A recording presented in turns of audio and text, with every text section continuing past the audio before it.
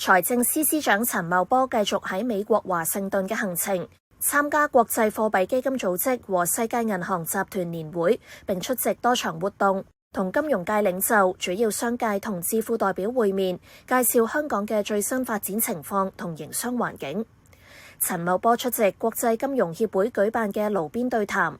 佢話香港喺一國兩制下維持資本自由進出、自由兌換並與美元掛鈎嘅貨幣等優勢，而且鼓勵金融創新。佢又話近月香港金融市場喺全球經濟不穩定性增加下，持續錄得資金流入，顯示國際投資者對香港嘅投資環境同機遇嘅信心。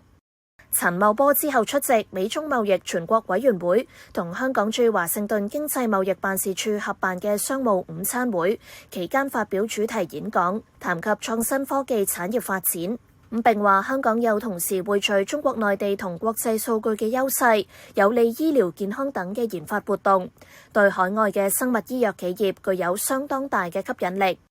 佢又話香港會繼續歡迎美國企業同人才嚟香港投資同發展事業。陳茂波亦都出席美國智庫大西洋理事會嘅圓桌會議，其後啟程返港。